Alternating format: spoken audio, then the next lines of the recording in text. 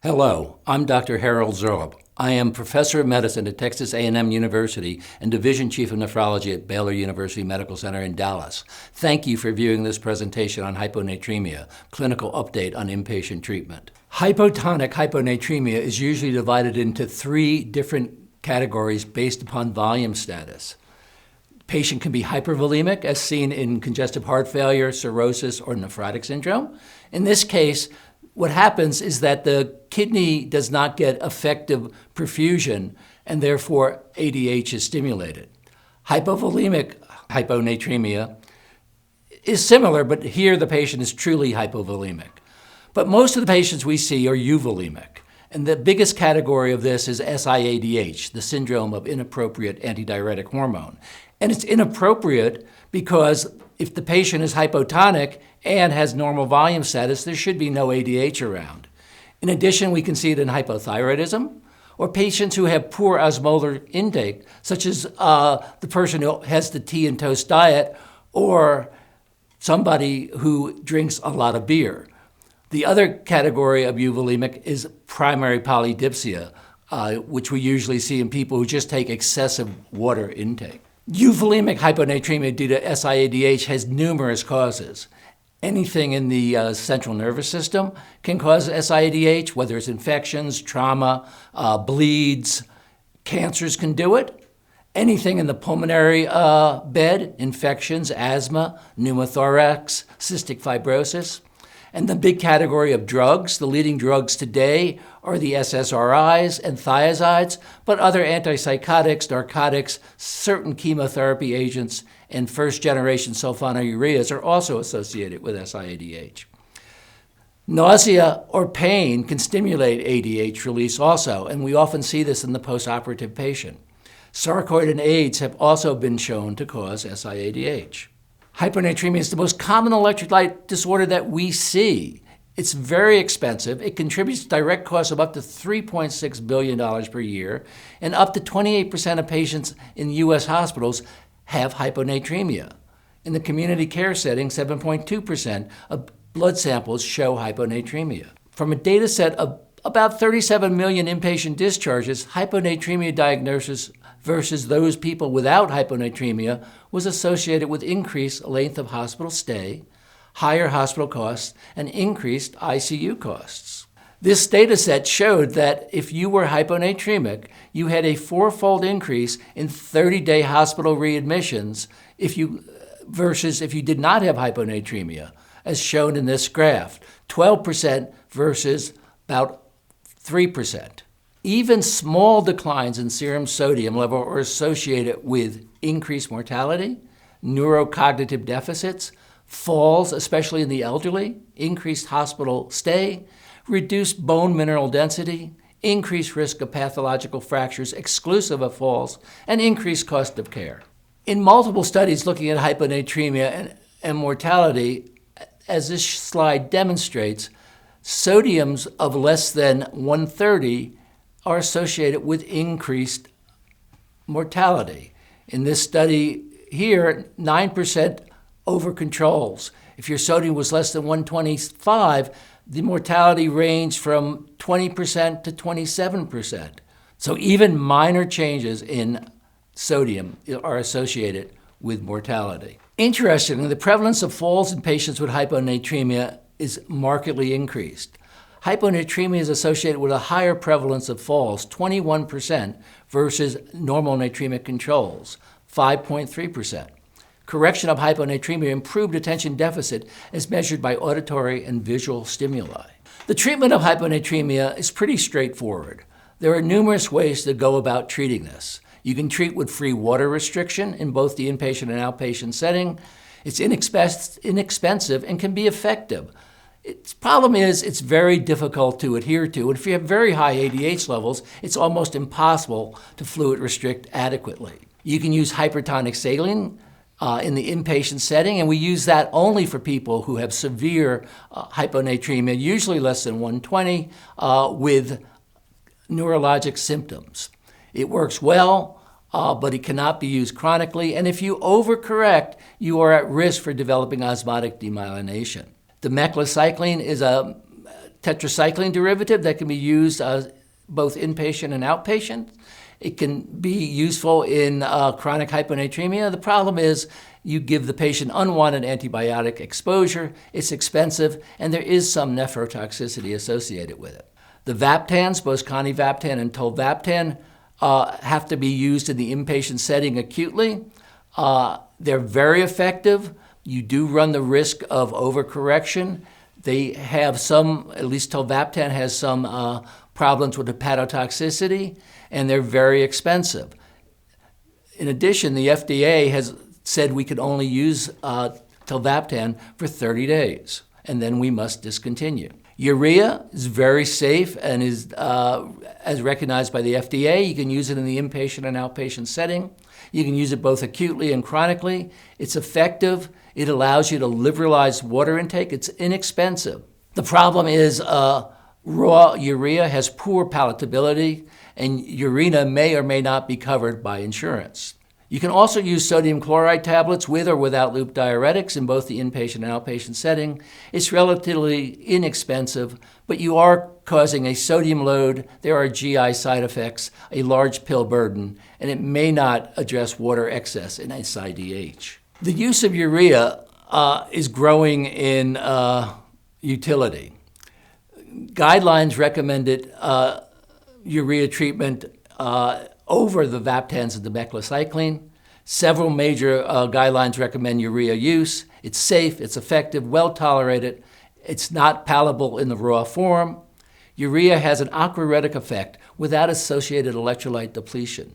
There's no concern of nephrotoxicity or hepatotoxicity, and it can be used in the inpatient, outpatient, ambulatory, and critical care settings. Urea is rated as generalized, recognized as safe by the FDA. Urea works in hyponatremia by inducing osmotic diuresis and decreasing free water reabsorption. Urea also has a more specific effect in SIADH, diminishing the natriuresis in association with increased medullary urea content. This allows increased excretion of free water, thus allowing serum sodium levels to increase. In 2014, the European Renal Association, the European Society of Endocrinology, and the European Society of Intensive Care Medicine put forth their guidelines for the recommendation of the treatment of hyponatremia. In moderate or profound hyponatremia, we suggest restricting fluid intake as a first-line treatment. In moderate or profound hyponatremia, we suggest the following can be considered: equal second-line treatments, increasing solute intake with 0.25 to 0.5 grams per kilogram of urea a day, or a combination of low-dose loop diuretics and oral sodium chloride. In moderate or profound hyponatremia, we recommend against lithium or demeclocycline. In moderate hyponatremia, we do not recommend vasopressin receptor antagonists, and in profound hyponatremia, we recommend against vasopressin receptor antagonists. In up-to-date, urea is considered another way to increase urinary solute excretion and enhance water excretion in patients with SIADH, usually at a dose of 30 grams a day. This regimen is reported to be generally well tolerated and has been used chronically in ambulatory patients. In the critical care setting, this paper published in the American Journal of Nephrology looked at 24 patients between 2000 and 2010 with SIADH. The most common cause was neurological. The mean sodium prior to the urea treatment was 124.8. There was a significant increase in serum sodium from the second day of treatment. Serum sodium normalized by day 4, with the serum sodium being 136.2. The treatment protocol included water restriction and the initial treatment with isotonic saline. The average urea dose was 45 grams a day, and there was no major effects of urea noted, and no cases of osmotic demyelination were observed. In this single-center experience of the use of urea in SIADH, Purakas showed in a retrospective analysis of patients admitted for non-traumatic subarachnoid hemorrhage, all patients who had SIADH-induced hyponatremia who remained 130 milliequivalents or lower for their serum sodium despite saline, or were associated with clinical deterioration, were treated with oral urea. Urea was given orally at doses of 15 to 30 grams TID or QID for 5 days. The median increase in plasma sodium over the first day were 3 milliequivalents per liter. Hyponatremia was corrected in all patients with a median time to sodium greater than 130 and greater than 135 of 1 to 3 days, respectively.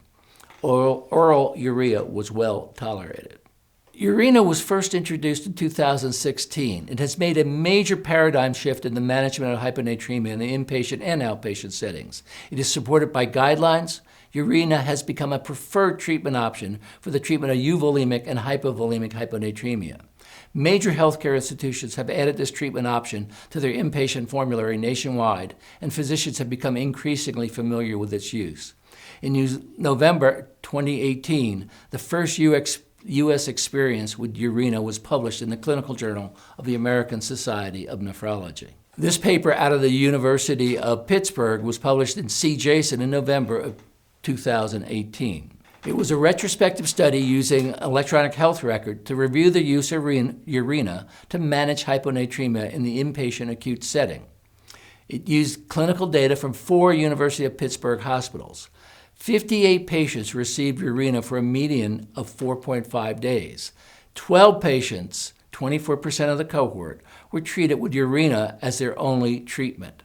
The ure-Na only treated groups were cohort matched with patients who did not receive ure-Na as therapeutic options, and results were compared. The median pre-treatment plasma sodium was 124 milliequivalents per liter. For the urea-only cohort, the median pre-treatment plasma sodium was 125. The dose range of urea ranged from 7.5 to 90 grams a day. The cause of hyponatremia was SIADH in 81% of the patients. 38% of patients received urea in combination with sodium chloride tablets. 88% of patients were also prescribed fluid restriction of between 800 mLs and 1.5 liters a day. This table shows the baseline characteristics. The median age was 68. Men were 35%, or actually, 60% of the population. 81% of the patients had SIADH from a variety of causes. Other therapies for hypernatremia included fluid restriction, salt tablets, loop diuretics, normal saline, vasopressin antagonists, and hypertonic saline. 57 of the 58 patients tolerated ure-Na.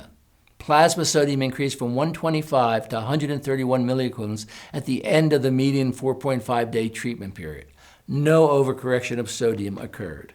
This graph shows the 12 patients who received ure-Na as their only hyponatremia treatment. This cohort was also prescribed fluid restriction between 800 ml and 1.5 liters per day. Plasma sodium increased by 2.5 milliequivalents per liter per day and increased from 125 to 131 milliequivalents by the end of the treatment period. BUN increased from 16 milligrams per deciliter at baseline to 42 milligrams per deciliter at the end of treatment. There was no increase in serum creatinine from baseline to the end of treatment. Urine osmolality increased from 365 milliosms to 546 milliosms per kilogram, and urine sodium decreased from 75 to 50, showing that these patients were excreting more free water. Matching the patients who received ure-Na only to the other therapeutic options, the therapy for the matched cohort included 50% sodium chloride tablets, 25% received potassium chloride, 17% received loop diuretics, and 8% received Vaptans. The ure-Na only cohort showed a statistically significant increase in plasma sodium in the first 24 hours of treatment versus the matched control, 2.5 milliequivalents versus minus 0.5 milliequivalents. There was no difference in overall increase in plasma sodium between the two groups over the full course of treatments, 6 milliequivalents versus 5.5 milliequivalents. No overcorrection of sodium was seen in the ure-Na treatment cohort. It noted that only 16% of patients presented with a pre-treatment sodium of less than 120. No increases in serum creatinine were observed. The authors note that the use of ure-Na or urea to manage hyponatremia is contraindicated in the following patient types: patients with hypovolemic hyponatremia, patients with hyponatremia due to adrenal insufficiency, patients with drug-induced hyponatremia when the offending medication can be safely discontinued, potentially patients with cirrhosis given the potential for urea to be metabolized into ammonium by urease-producing bacteria in the colon, which has the potential to lead to hyperammonemia. Ure-Na is a palatable, tolerable form of urea used to manage hyponatremia, especially that due to SIADH. The use of ure-Na has been shown to be safe and effective in the inpatient setting. ure-Na is a cost-effective therapeutic option to treat hyponatremia due to SIADH. There were no documented serious adverse events, and there were no reported instances of overcorrection of plasma sodium. To learn more about the management of hyponatremia, please review the European guidelines or the information on UpToDate. For more information about ure-Na, please see ure-Na.com.